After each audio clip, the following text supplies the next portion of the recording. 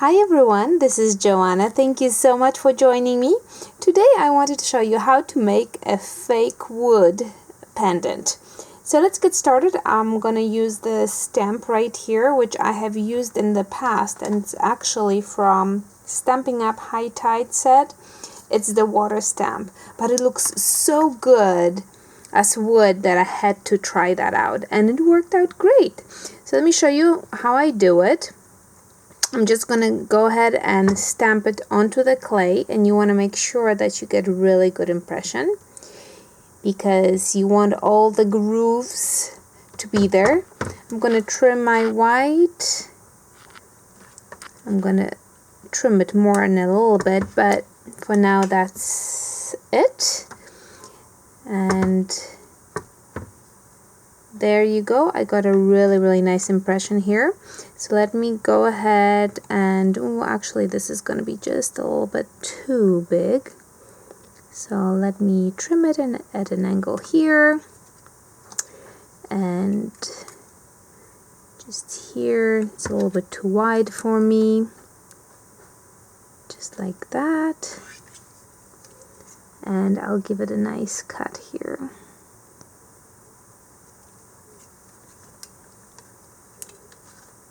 Alright,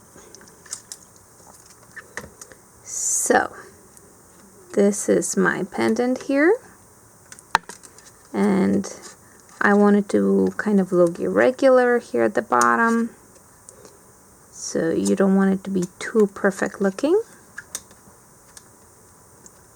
I will fix the shape as we go along, but this is the start of it. So today I'm going to use something that I haven't used before, and that's chalks, and those are really fun to use. So I'm just going to grab the dark brown and then a little bit lighter brown, and I'm just going to scrape some onto the pendant. So I'm going to put the dark at the bottom and the lighter one towards the top. Just like that. Grab some brush and kind of let it set in. Just like that, very delicate. Go on the edges too, because you want the edges to be darker, and we're working with white clay, so you don't want the white to be poking through. And you can already see that it's really changing the look. The chalk is getting stuck inside the grooves of the stamp. I'm gonna add just a little bit more towards the bottom still. Okay, I think I'm good with that. Okay, now I'm good. So now in order to set the chalk on the clay, I'm gonna grab some water and spray it with water. Grab a paper towel, and look how dark it is already, and let's just pick the excess off. Just like that, gentle.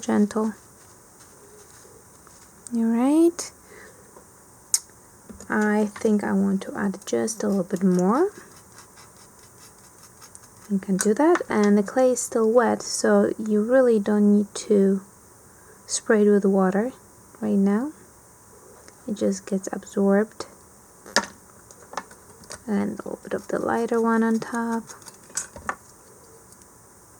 Just like that.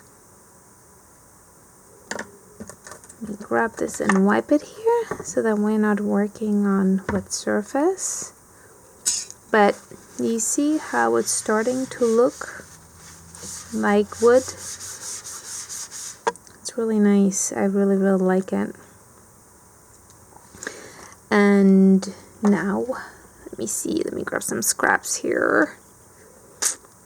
Okay, so these are some scraps that I used, that I played with. So you can see that it's the same kind of color. It's a little bit lighter. I think I just soaked it up with more water, saturated it a little bit more. Let me grab something to roll it out. I want something that is a little bit smoother, just like this. I'll show you what I'm going to do with it.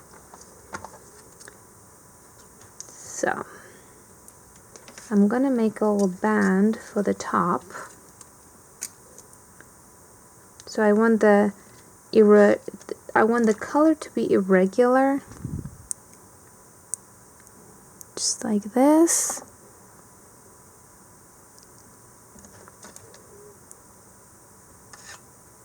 There. Now the edges, of course, are white, as you can see right here. Okay, so I'll just go in and with my brush and make sure that the edges are colored, just like that. So we have this little band going on top that is a little bit lighter. You can probably even go with more water and wipe it, just like that, but that's fine. And I am going to make something that resembles a buckle, and I have a brad here. Good old brad. Ah! Oh my gosh. Okay, well now we have tons of brads here. Oh my goodness, what a mess. Alright, well, they can just go away there. So I have the brad here. And I'll grab that with my tweezers and I'll put it right smack in the middle here, just to make it pretty. Alright, so now at this point, you can shape it the way you like it, and you can throw it in the oven. Now, I already baked mine here, and I did a couple of things to it. Well, first of all, I baked it at the bottom of my soda can. Hold on.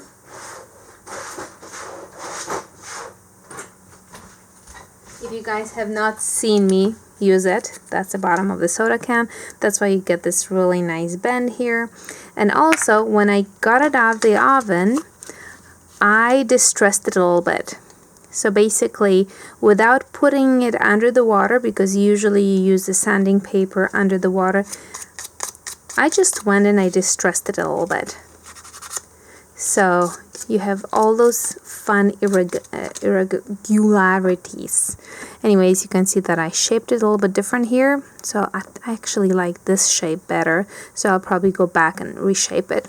But this is how it's going to look when you take it out of the oven and you sand it down just a little bit. There. And you want to make sure that it's not perfect looking, because it's not supposed to be perfect looking. That's, you know, it's wood. And I'm going to get some matte varnish and apply it gently. And look how it really brings out the color. I'm going to do half, and then I'll show you how it looks if you compare it to the half that, or to the part that is not varnished. It's really, really nice. And you don't want to get too much varnish. You want to make sure that everything is covered, but you don't want a bunch of varnish inside the grooves. So go out and just pick it up if it just accumulates in the grooves, because you want to make sure that there is that texture. But I want you guys to see how different it looks once you put the varnish on. Now when it dries, it's not going to be as shiny. I'll show it to you guys in the pictures that I will post. So I'm just going to continue on, varnish it nicely, and you're going to have yourself a beautiful pendant that totally looks like a piece of neat wood. So look at that. What do you think about that? I think it came out pretty dang good. I think I'm just going to take this one and shape it a little bit differently, because I think I like the way this one looks better. Well, I hope you guys enjoyed it, and give it a try. Until next time, my friends. Ta-ta!